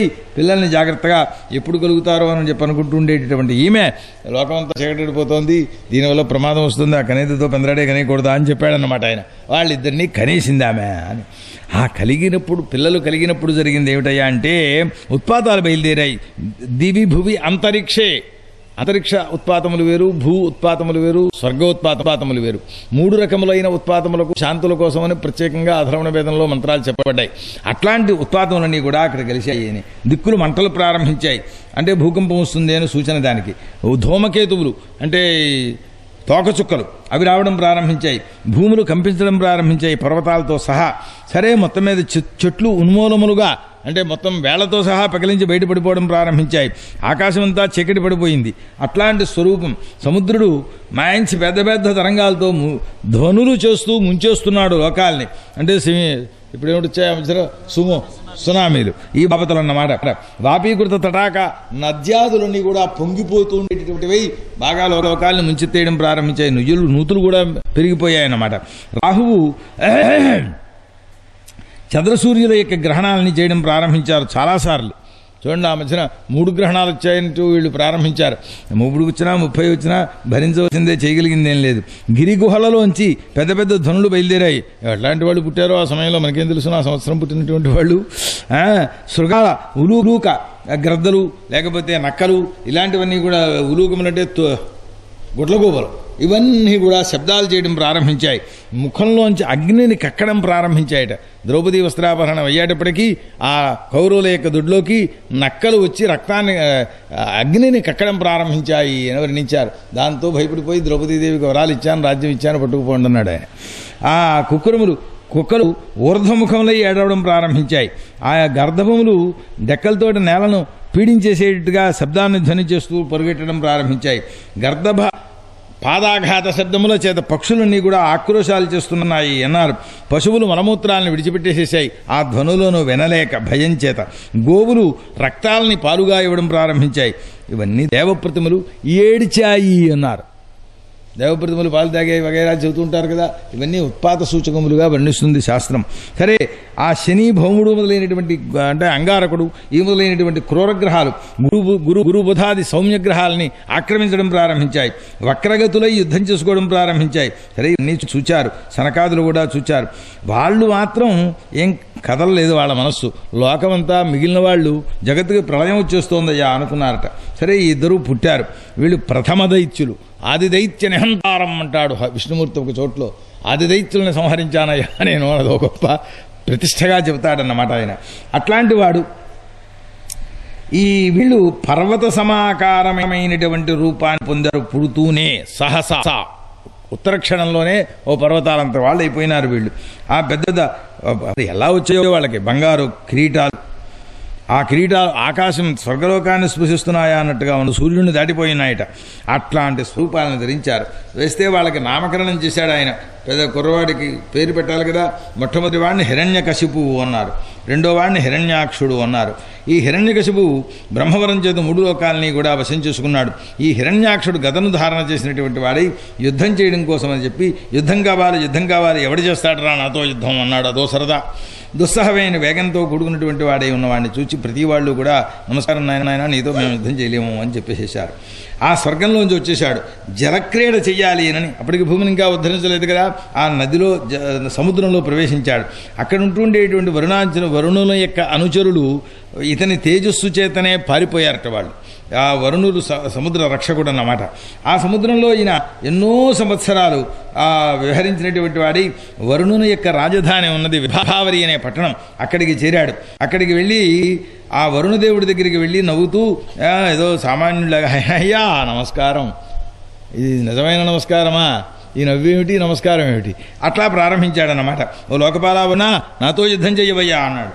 నువ్వు పూర్వం చాలా దైత్యుల్ని సంహరించావుట, దానవుల్ని సంహరించావుట, రాజసూయజ్ఞం చేశావుట మరి అని ఇట్లా అపహాస్యం చేస్తుంటే ఆ వరుణుడు నిగ్రహించుకుని, ఓ దైత్యరాజా మేము ఇప్పుడు యుద్ధం మానేశామయ్యా, చాలా కాలం అయిపోయింది, మేము యుద్ధం చేయటం లేదు అని ఒప్పుకున్నాడు. ఈ విధంగా నిన్ను యుద్ధంలో సంతుష్టిపరచాలి అనంటే విష్ణుమూర్తి తప్ప మరెవరి వల్ల కాదు కనుక నీకు కలిగిన వాడితో యుద్ధం చేయాలి అని ప్రేరేపణ చేశాడు. ఆ తర్వాత ఓ వీరా, నువ్వు కనుక విష్ణుమూర్తితో యుద్ధం చేస్తే నీ శరీరాన్ని కుక్కలు తినేస్తాయి, జాగ్రత్త అని చెప్పాట పాపం. సరే, ఇట్లాంటి వాళ్ళని సంహరించడం కోసమనే పరమాత్మ అవతారాలని గ్రహిస్తూ ఉంటాడు అని కూడా చెప్పారు. ఇది శ్రీమద్భాగవతే మహాపురాణే తృతీయ స్కందే సప్తదశోధ్యాయ. శ్రీకృష్ణార్పణమస్తు. శ్రీ గురుచరణారవిందాభ్యాం నమో నమః. హరయే నమః. హరయే నమః. హరయే నమః. మైత్రేయోవాచ తదేవ మాకర్ణ్య జలే సభాషితం మహామనాస్తద్విగణయ దుర్మదః హరేర్విదిత్వాకితమంగనారదాద్రసాతలం నిర్విశే త్వరాన్వితః. విష్ణుమూర్తి ఎక్కడ ఉంటాడయా అని కనపడిన వాడిని అలా అడగడం ప్రారంభించాడు. ఆయన భూమిని తీసుకురావడం కోసం ఆ జలంలో మునిగి ఉన్నాడయ్యా అని ఎవరో చెప్పారు. జలాధిపతి యొక్క వాక్యాన్ని విన్నటువంటి వాడై ఈయన ఆ రసాతలంలోకి ప్రవేశించాడు. అక్కడ మహిని భూమిని ఆ దంశలతో ధారణ చేసినటువంటి వాడై వరాహ పురుషుడు వస్తున్నాడు. ఆ వస్తుంటే ఇది వనచరం, ఇది పశువిది, నీళ్లలో కనబడుతోంది ఏమిటి అనుకున్నట్టు ఆయన అని అనుకుంటూ ఉండేటువంటి వాడే ఒక్కసారి మహాబలంగా ఒక ధ్వని చేశాడు. వరాహ రూప, ఎవడురా నువ్వు? దేవతల్లో చాలా అధముడైనటువంటి వాడు. బ్రహ్మదేవుడు ఈ భూమిని పాతాళవాసులు అయినటువంటి మా కోసం ఇచ్చాడు, నువ్వు దీన్ని తీసుకెడతానంటావేంటి? నా సమక్షంలో దీంతో సహా నువ్వు సుఖంగా వెళ్ళలేవురా అన్నారు. లోకంలో ఇలాంటి మాటలు అంటూ ఉంటారు కదా, నేను చూస్తుంటే నువ్వు అక్కడి నుంచి కదలలేవంక అట్లాగన్నమాట. ఆ హరి వాక్కులను విన్నాడు ఆయన. ఈ మాటలన్నీ విన్నాడు. సరే, ఆ నీళ్లలోంచి బయటకు వచ్చారు. వచ్చి హిరణ్యాక్షుడు నీళ్లలోంచి బయటకు వస్తూ ఉంటే వాడిని చూచి ఆ హరిని అనుసరిస్తూ ఉండేటటువంటి వాడే మళ్ళీ చెబుతున్నాడు, ఏమయ్యా నిందితుల కంటే నిందితమైన కృత్యాన్ని చూస్తున్నావు నువ్వు, ఎందుకోసం అంటే నేను ఇక్కడ చెబుతూ ఉంటే పారిపోతానంటావేమిటి అట్లాగా అన్నాడు హరిని విష్ణుమూర్తిని. ఆయన భూమిని ఆ నీళ్లపైన స్థాపన చేసి తన శక్తి చేత దాన్ని స్థిరముగా ఉంచేటువంటి వాడై ఆ తర్వాత దేవతలు బ్రహ్మ వీళ్ళందరూ కూడా భూమిని తీసుకొచ్చారని సంతోషించి వాళ్ళు స్తోత్రాలు చేయడం ప్రారంభించారు. ఇక్కడ గొడవేదో వాళ్ళకి తెలియదు పాపం. దేవతలకు భయాన్ని పోగొట్టడం కోసమని మహాక్రోధాన్ని ధరించినటువంటి వాడై ఆ భగవంతుడు నారాయణ స్వరూపు నారాయణుడు యజ్ఞవరాహమూర్తి ఆ రాక్షసుడితో అంటున్నారట, అరే మేము వనగోచరులం కదా, మృగమునం నిజమే కాదని ఎందుకంటాం, అయితే నీ వంటి కుక్కల్లాంటి వాళ్ళని ఎక్కడ పరాక్రమవంతులుంటారా వాళ్ళని చూద్దామని బయలుదేరి వచ్చాను. హరి పాపాత్ముడా, మృత్యువు దగ్గరికి వచ్చింది నీకు, నీ మాటలు నీ పేలాపనను ఎవరు వినేటువంటి వాళ్ళు ఎవరు ఉండరు, నువ్వు గదతో వచ్చావా, నన్ను ఏదో పలాయితుని చేద్దామని వచ్చావా, అంటే పారిపోయేట్టుగా చేద్దామని వచ్చావా? నేను సమర్థుణ్ణే, కానీ నీ ఎదురుగుండా ఉన్నాను ఇప్పుడు. బలవంతునితో సహా వైరం వచ్చిన తరువాత ఎక్కడికి పెడతాను నేను మాత్రం? నువ్వు మహాబలవంతుడు కదా, కాబట్టి యుద్ధం చేద్దాం. నువ్వు నన్ను సంహరిస్తావో, నేను నీ స్నేహితుల యొక్క దుఃఖాన్ని పొగుడతావో, లేదా ప్రతిజ్ఞను త్యాగం చేసి జనులలో అసభ్యుడు అవుతావో, నీ ఇష్టం, దా ఎలా అయినా సరే అన్నారు అని ఈయన అపహాస్యం చేశారన్నమాట. ఎవడు ఏ భావనతో పరమాత్మ దగ్గరికి వెడితే వాడికి ఆ భావనతోటే అక్కడి నుంచి సమాధానం వస్తూ ఉంటుంది. అది పరమాత్మ యొక్క స్వరూపం. మీరు ఎప్పుడు కోరుకోండి, కోరిక ఎప్పుడు పోదు. ఈ జన్మలో తీరకపోతే ఏంటంటే మనకు వెనకాల పాపాలు ఉన్నాయి, ఎప్పుడో ఎప్పుడు తీరుతుంది, అది తప్పదు. దాని స్వరూపం అది పరమాత్మ దగ్గరికి వెడితే వచ్చే విశేషం. సరే, క్రోధంతో కూడుకున్నటువంటి వాడి గదతోటి కొట్టట. ఆయన ఆ గదను చేత్తో పుచ్చేసుకుని ఆ తన వక్షస్థలం మీద విసిరినటువంటి ఆ గదను ఒకసారి ఇలా పక్కకి తప్పుకొని పోగొట్టేశాడు. దాన్ని అదే ఎదరికి వెళ్ళిపోయిందనమాట ఆ గద తనకి తగలకండగా. ఈ తర్వాత మళ్ళీ తన గదను ధారణ చేసి మళ్ళీ వస్తుండేటటువంటి రాక్షసుని చూచారు. సరే, అతడి మీదకి ఎదురు వెళ్ళారు. సరే, దక్షిణ భ్రువి అంటే కనుబొమ్మమే ఇక్కడ కొట్టారట. అంత గద ఇక్కడ తగిలింది అని. అంత గద ఇక్కడ తగిలిందంటే ఇదెంత ఉండాలో. వారి శరీరం గద పర్వతాకారం ధరించిందన్నారు కనుక దానికి స్వరూపం ఈంది కూడా అంత ఉంటుంది. అటువంటి దేహాలని ధరించి వారు యుద్ధం చేస్తున్నారు. ఆ గద మనకంటే ఎంత కనబడుతోంది, కానీ ఇక్కడ ఓ గోళీకాయలాగా తగులుతుంది. ఒక మాటలో చెప్పాలి ఏంటంటే, ఇది పృథ్వీ నిమిత్తమై ఇద్దరు యుద్ధం చేస్తున్నారు. శరీరంలోంచి రక్తం ప్రవహిస్తోంది. ఈ విధంగా ఉంటుంటే ఋషులందరూ కూడా చక్కా వచ్చారు అక్కడికి. బ్రహ్మదేవుడు చక్కా వచ్చాడు. బలగర్వమత్తుడైనటువంటి ఈ దైత్యుడిని చూచి విష్ణుమూర్తి అంటారట, విష్ణుమూర్తితో బ్రహ్మదేవుడు అంటారట, ఓ దేవా, నీ శరణార్థులైనటువంటి వాళ్ళని పీడిస్తుండేటటువంటి వాడు వీడు. భయాన్ని మృత్యువుని కల్పింపజేస్తూ ఉంటాడు. నా వల్ల వరాలు పొందారు వీళ్ళు. ప్రతిద్వంది రెండవ యుద్ధం చేసేవాడు ఎవడా నాకు పోటీ అని చెప్పి లోకాలన్నీ తిరుగుతున్నాడు వీడు. కనుక వీడి గర్వాన్ని చూపించేటువంటి వీడి విషయంలో చంటిపిల్లవాళ్లాగా ఆడుకోవడం కాదయ్యా, వెంటనే తేల్చేయి. సంధ్యాకాలం వచ్చిందంటే వీడు బాగా వృద్ధి పొందుతాడు, ఇతన్ని సంహరించవలసిందే అని ఇట్లా లోకనాశకారిణి అయినటువంటి సంధ్య ఇది. అది రాకుండగానే ఈ రాక్షసుల్ని జయించవలసింది అని చెప్పారు. అదే ఒకసారి రామాయణంలో ఏదో విషయం వచ్చినప్పుడు రాత్రికి రాత్రి యుద్ధానికి వెళ్ళిపోయినాడు రామచంద్రమూర్తి, లంకను ఆక్రమించేసేశాడు అన్నారు. మంచిదే కదటయ్యా అన్నారు. అంటే వాళ్ళు నిశాచరుడు, మీకు బలవంతమైన కాలంలో వచ్చి మిమ్మల్ని కొడతానన్నాడు ఆయన. అదే పరాక్రమం, లేకపోతే మీరు సాటుకుండా నిద్రపోతుండగా వచ్చి కొట్టడం పరాక్రమమా? అట్లా సంధ్యాకాలం వస్తోందని ఈ కారణం చేతనే చెప్పారన్నమాట ఇక్కడ. కనుక లోకానికంతకీ మాకందరికీ క్షేమాన్ని కలిగింప చేయడం కోసమని చెప్పి ఇతన్ని సంహరించవలసిందేనని వారు ఆ పూర్వం శాపానుగ్రహ కాలంలో నువ్వే ఏర్పాటు చేశావు కదా, నువ్వే వాళ్ళకి మృత్యువి, కాబట్టి వాళ్ళని సంహరించవలసింది, మమ్మల్ని అందరినీ సుఖింపచేయవలసిందే అని ప్రార్థించారు. ఇది మా శ్రీమద్భాగవతే మహాపురాణే తృతీయ స్కందే హిరణ్యాక్షవధే అష్టాదశోధ్యాయ. శ్రీకృష్ణార్పణమస్తు. శ్రీమద్గురుచరణారవిందాభ్యాం నమో నమః.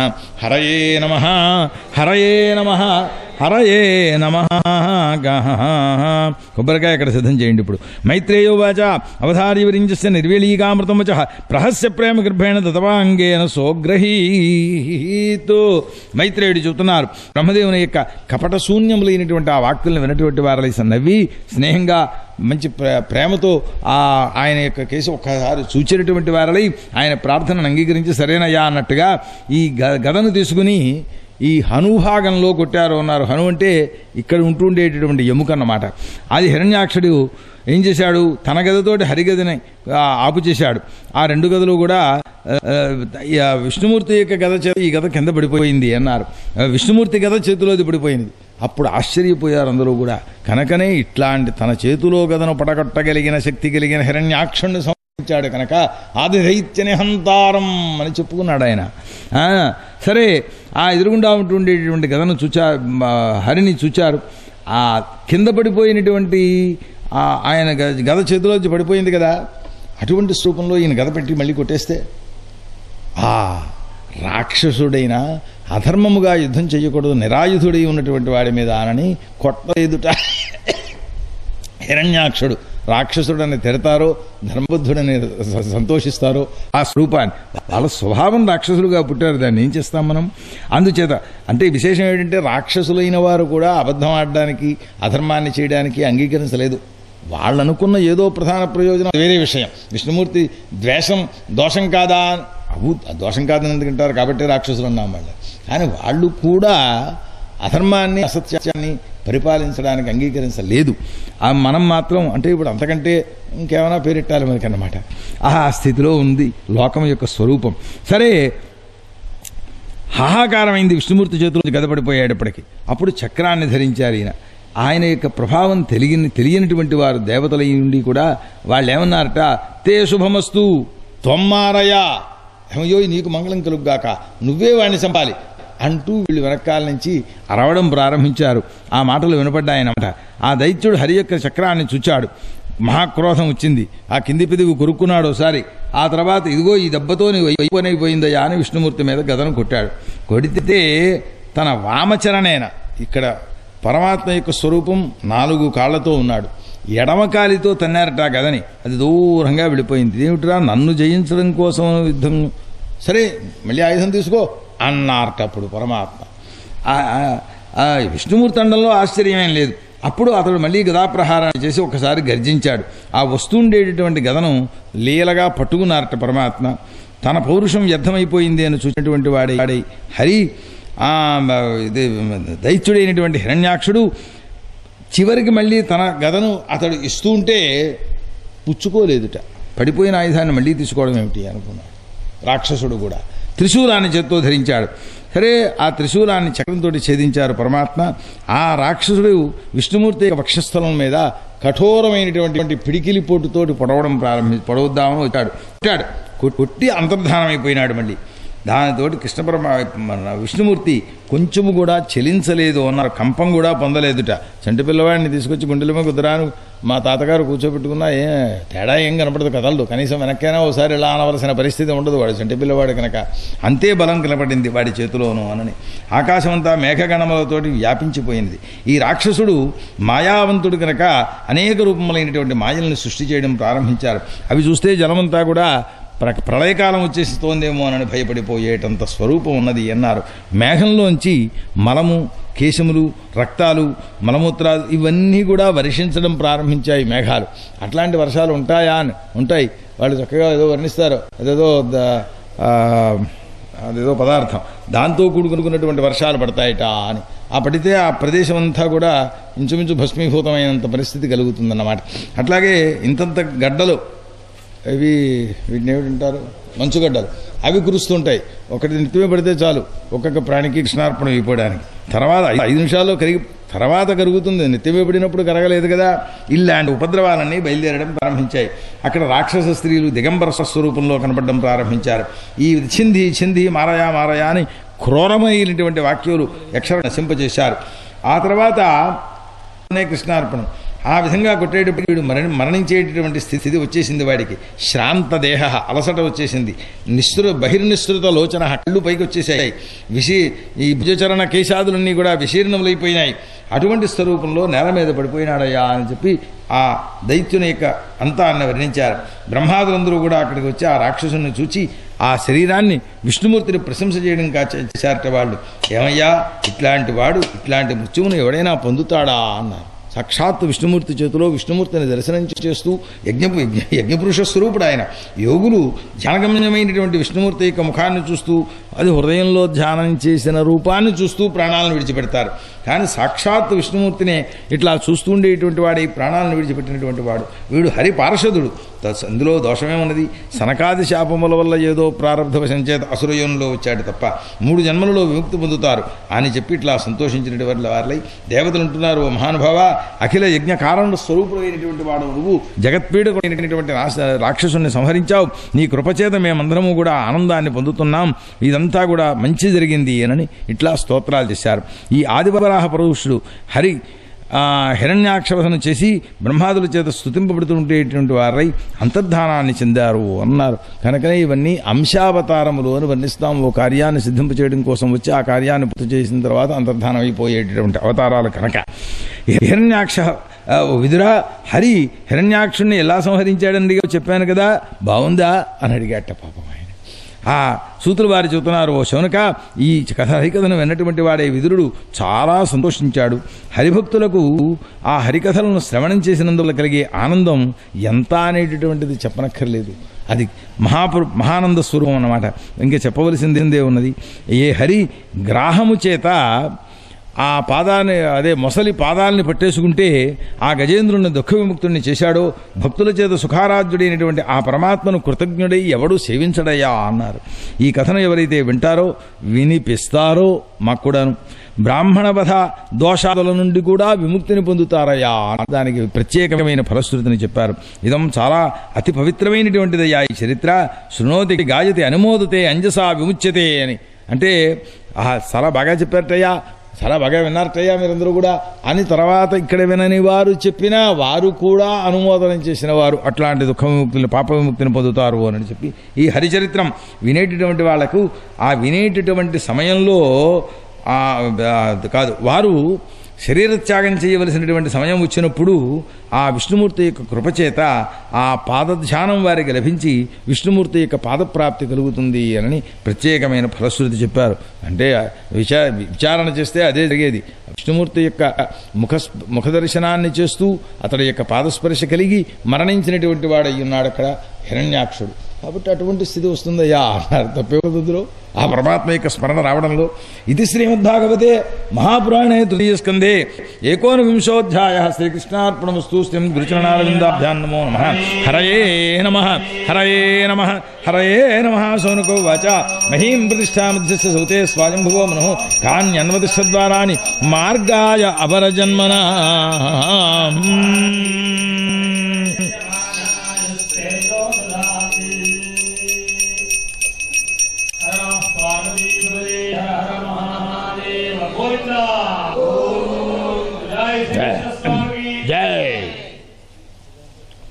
స్వస్తి ప్రజాభ్య పరిపాలయంతాం యేన మార్గేణ మహీం మహీషాః బ్రాహ్మణేభ్యః శుభం శ్రీచంద్రోత్సవేంద్రాయ అందరూ కూడా సహకరించి ఉత్సాహంగా విన్నారు.